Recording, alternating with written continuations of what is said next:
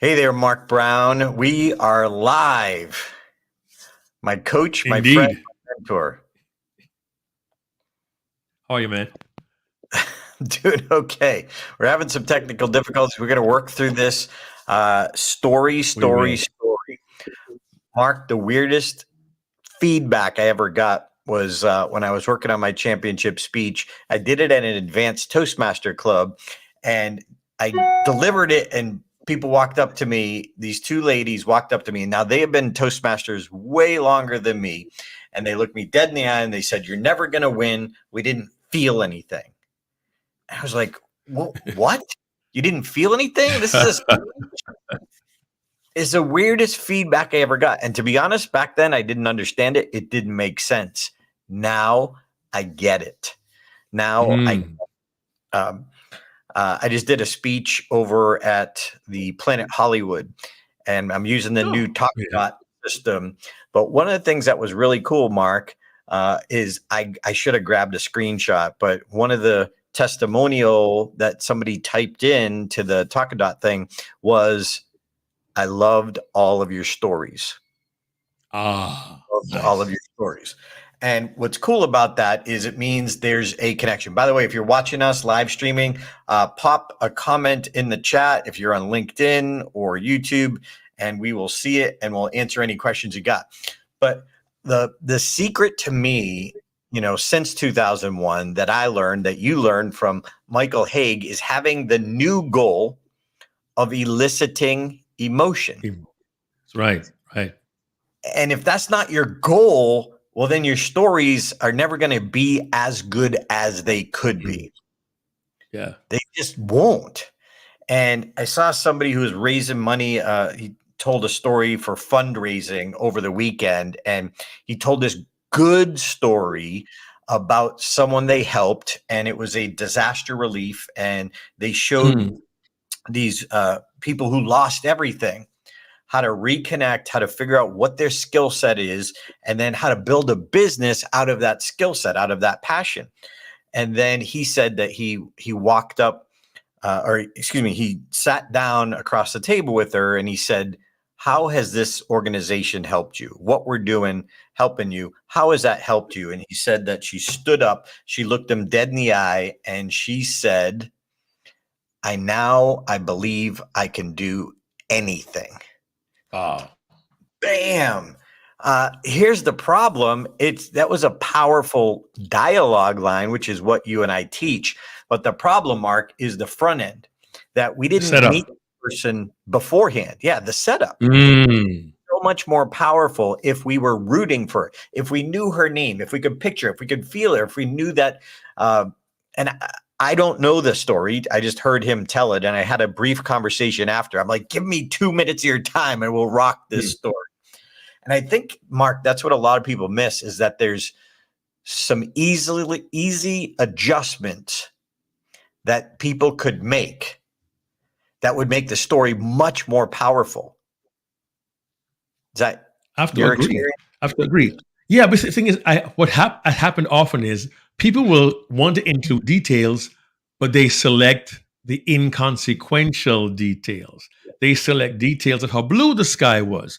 There were three robins and a blue jay flitting around a nest by the water fountain. A little girl walked by with a water balloon and a walk. Yeah, that's nice, but are they consequential or Mm, significant to the story? mm, Instead, if we find out is a single mom of two. One child is two, other's five and a half. Her husband passed away. She was mm, destitute. She had to leave her home, living on the streets out of a shopping cart. And every single day, her daddy, kids crying, "Mommy, where's daddy?" And she's carrying the burden of being a single mom, lost her husband, her kids don't know where daddy is, there's no place to live, and she has no hope, no future. mm, That kind of detail, which you choose selectively, and I always say, when you are selective, you can be effective, makes mm. a difference. But other people don't know which detail to include, and sometimes they include the wrong detail or simply give us no detail, no backstory, and we're like, what? What happened? Why is this even happening? So a good story has to have the right components, which is Mm. wonderful for any story. And I think also there are people who don't realize it also applies to stories in business, your business story, your client story, your origin story. These simple techniques structurally can make a difference in the kind of Mm. story people not only hear, but they absorb and then they respond to a well told story.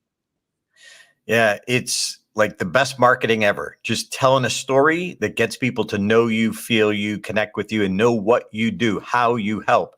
And then at the very end of his interview, he's just like, okay, let's give him a round of applause. I'm like, no, your last words linger. So, what Yes. could the last thing you say be that we remember? So, here, what I'm trying to say is when you help us, you're helping the Marias of Mm. who lost everything. Yeah. When whatever it is, whatever he chose, but just Right. by ending it without that that take home message, and for us in business, we need, okay, what's the message? What's the carry out message for this story to make a point that backs up my keynote speech, backs up my point in Right. my keynote speech? Right. And look, hey, part of the reason we're saying this is we want you to get it, that there is a world-class structure to kind of understand, a checklist, if you will. And I'd love to tell you, you're going to learn everything you need in this 5-minute video. Nope. We've got to look at it in a different way, and we've got to go deeper. Look, if you're serious about stories, if you're serious about being a great speaker, a great presenter, selling your business, raising money, the key is stories. Craig says, if you want to be a $5,000 speaker, you want to be a $10,000 speaker, you got to deliver $10,000 stories. And you're never going to do that just by finding them and telling them. You've got to work on them. And a lot of people don't know what to do for work. What is the structure? What is the opening, the dialogue, the circumstance, the conflict? Do we feel it? And look, join us for the next 3 days. Love to help you out. Better Stories, Better Business. I'll put the little banner up. Just go to stagetimeworkshops.com. If you're listening to this, I know someone out there is watching this right now live. Use the code. You got someone. Use the code EVENT25 and get 25% off. We love what we do. When you're trying to figure it out yourself, it just takes longer and it's frustrating. So the game-changing secret is elicit emotion is the goal. And if you're not eliciting emotion, it doesn't mean the story doesn't work. It just means you're not done yet. Mark Brown, final thoughts?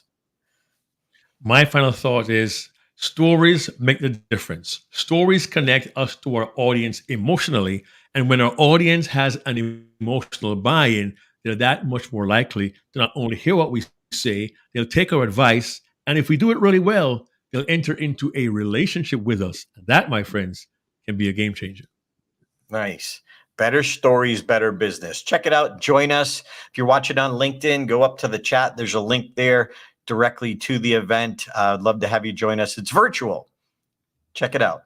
Better Stories, Better Business. Build your business, build your reputation, and help people.